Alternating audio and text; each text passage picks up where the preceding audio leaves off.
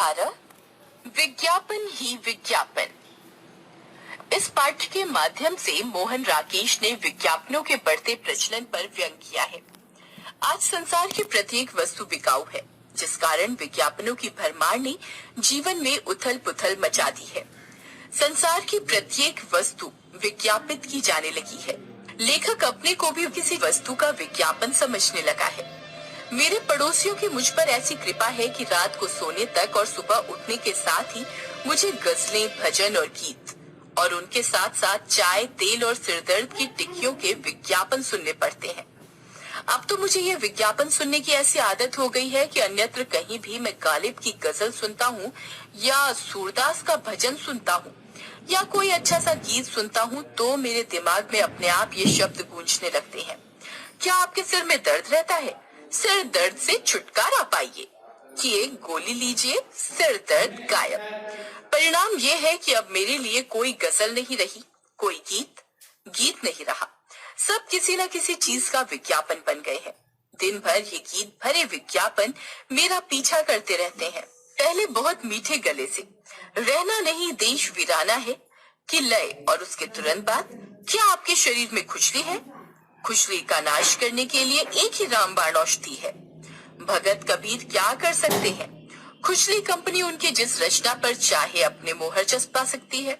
और बात गीत गजलों तक ही सीमित नहीं है। मुझे लगता है कि मेरे चारों ओर हर चीज का एक नया मूल्य उभर रहा है, जो आज तक के मूल्य से सर्वथा भिन्न है और जो उसके रूप को मेरे लिए बिल्कुल बदले दे रहा है। कोई चीज ऐसी नहीं जो किसी न किसी चीज का विज्ञापन ना हो। अजंता के चित्र और एलोरा की मूर्तियां कभी अछूती कला का उदाहरण रही होंगी, परंतु आज उस कला को एक नई सार्थकता प्राप्त हो गई है। उन मूर्तियों का केश विन्यास आज मुझे एक तेल की शीशी की याद दिलाता है।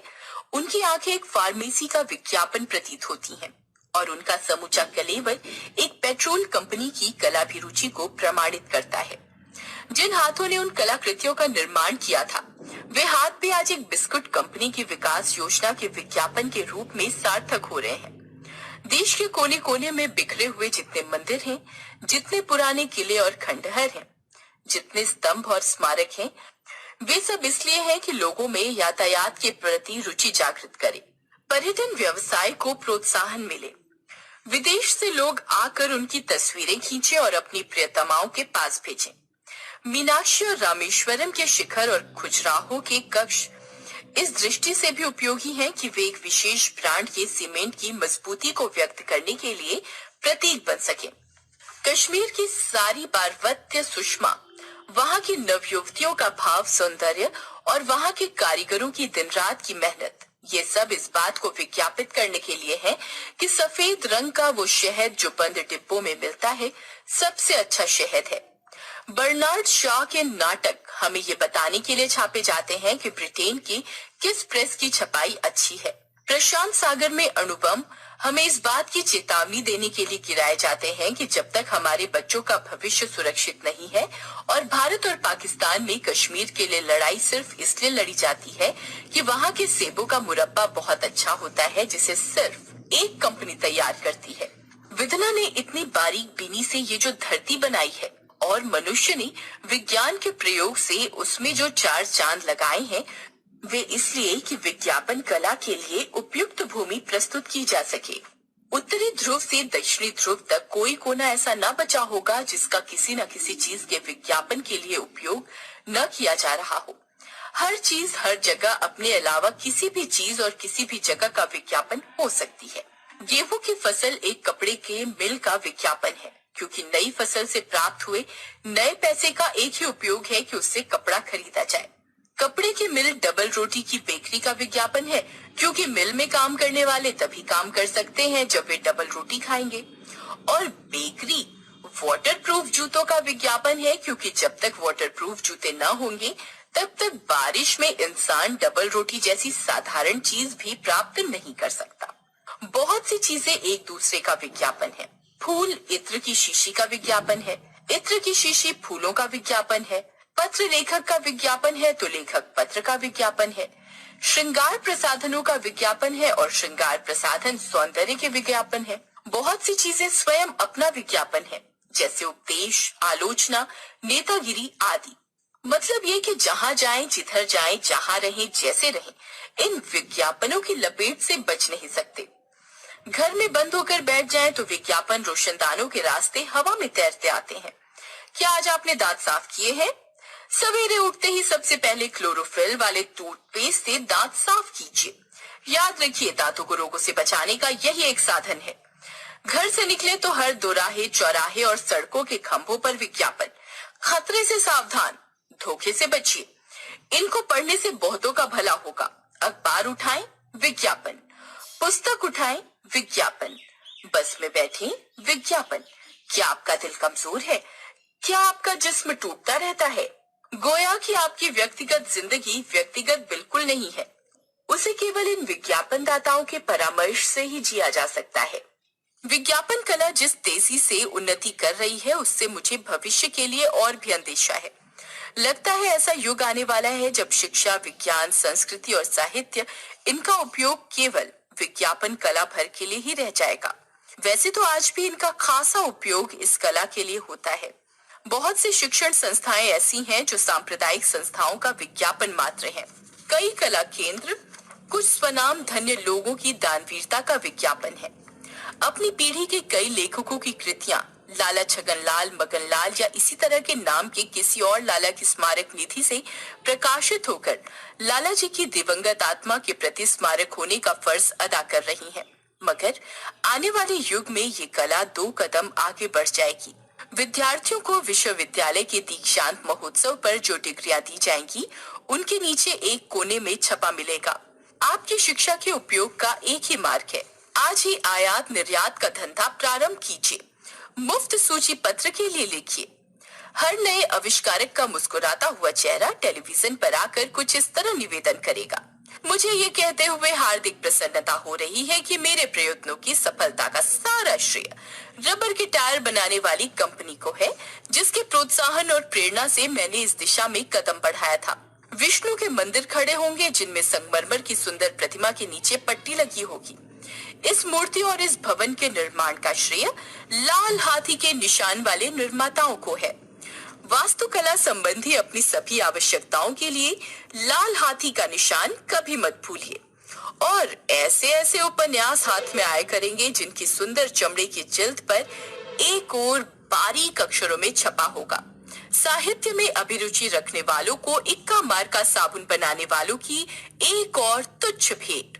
और बात बढ़ते बढ़ते यहाँ तक पहुंच जाएगी कि जब एक दूल्हा बड़े अरमान से दुल्हन ब्याह कर लाएगा और घूंघट हटाकर उसके रूप की प्रशंसा में पहला वाक्य कहेगा, तो दुल्हन मधुर भाव से आंख उठाकर हृदय का सारा दुलार शब्दों में उड़ेलते हुए कहेगी, बताऊं मैं इतनी सुंदर क्यों दिखाई देती हूँ? ये इसलिए कि मैं रोज प्रातः 951 नंबर के साबुन से नहाती हूँ। कल से आप भी घर में 951 नंबर साबुन रखिए। उसकी सुमधुर सुगंध सारा दिन दिमाग को ताजा रखती है और इसके मुलायम झाग से त्वचा बहुत कोमल रहती है। इसकी बड़ी टिकिया खरीदने से पैसे की भी किफायत होती है। जहाँ तक विज्ञापन के लिए जगह का सवाल है, बहुत सी जगह हैं जिनका अभी तक उपयोग नहीं किया जा सका है। विज्ञापन कला की दृष्टि से सब चीजों का आपस में अन्योन्याश्रित संबंध है। इसलिए दवा की शीशियों में मक्खन के डिब्बों के विज्ञापन होने चाहिए और मक्खन के डिब्बों में दवा की शीशियों के। चित्र गैलरियों में चित्रों के अतिरिक्त तेल के इश्तिहार टांगे जाने चाहिए और तेल की बोतलों पर चित्रकला प्रदर्शनियों की सूचनाएं चिपकाई जानी चाहिए।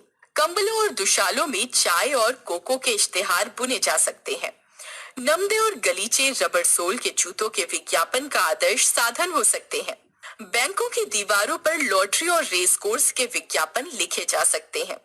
रेस कोर्स में बचत की स्कीमों का विज्ञापन दिया जा सकता है। रेल और हवाई जहाज के टिकटों पर बीमा कंपनियों का विज्ञापन हो सकता है और अस्पताल की दीवारों पर वैवाहिक विज्ञापन लगाए जा सकते हैं।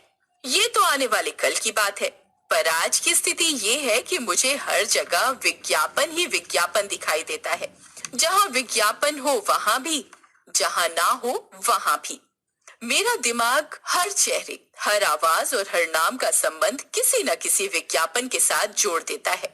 सुबह उठते ही सामने की दुकान के लड़के को चाय लाने के लिए कहता हूँ तो चाय का नाम लेते ही मुझे नीलगिरी की एक सुंदरी का ध्यान हो आता है, जिसका चेहरा मैं रोज अखबार में देखता हूँ। नीलगिरी के नाम का ख्याल दिमाग में आते ही मुझे तुरंत कॉफी प्रदेश की ढलानें याद आ जाती हैं। साथ ही एक बुढ़े राजपूत का चेहरा मेरी आंखों के सामने उभरने लगता है और मैं अनायास अपने को बुदबुदाते हुए पाता हूँ, ये अच्छी कॉफी है और ये अच्छा चेहरा, दोनों भारतीय हैं। खैर, लड़का 2 मिनट में चाय की प्याली लेकर मुस्कुराता हुआ मेरे सामने आ खड़ा होता है। उसके अध खुले होठों के बीच उसके पतले सफेद दांतों को देखकर मुझे लगता है कि वो विशुद्ध क्लोरोफिल मुस्कुराहट मुस्कुरा रहा है। अमेरिकी भाषा में इसे $1,000,000 स्माइल कहते हैं। और वो लड़का है कि रोज 6 पैसे की चाय मुझे पकड़ाता हुआ ये $1,000,000 की मुस्कुराहट मुस्कुरा जाता है। कई बार मेरी इच्छा होती है कि लड़के को किसी क्लोरोफिल कंपनी के हवाले कर दूं, जिससे उसकी मुस्कुराहट का सही मूल्य दुनिया के सामने आ सके। और जब मैं ये सोच रहा होता हूँ तो ईथर में तैरती हुई स्त्री कंठ की सुमधुर आवाज सुनाई देती है। क्या आपका लीवर ठीक काम नहीं करता? अपना लीवर ठीक करने के लिए आज से ही लीवर इमल्शन लीजिए। मुझे ठीक से नहीं मालूम कि लीवर ठीक काम करता है या नहीं, पर जब मैं किसी बच्चे को किलकारी मारकर हंसते देखता हूँ तो मुझे लाल डिब्बे में बंद बेबी मिल्क की याद हो आती है। किसी सुंदर दृश्य को देखता हूँ तो 29 रुपए वाला कैमरा मेरी आंखों के आगे घूमने लगता है। विवाह मंडप के पास खड़े होकर मुझे राष्ट्रीय बचत प्रमाण पत्र की याद जरूर आती है। मोहल्ले के लाला चौधरी मिलने आते हैं तो मुझे लगता है कि विटामिन बी कॉम्प्लेक्स का विज्ञापन चला आ रहा है। दफ्तर की नई टाइपिस्ट रोजी का समूचा व्यक्तित्व मुझे लाल रंग की लिपस्टिक का विज्ञापन प्रतीत होता है। और किसी से कहिएगा नहीं, पर हालत यहाँ तक पहुंच गई है कि जब मैं खुद आईने के सामने खड़ा होता हूँ तो लगता है कि अपना चेहरा नहीं, लीवर सॉल्ट का विज्ञापन देख रहा हूँ। मोहन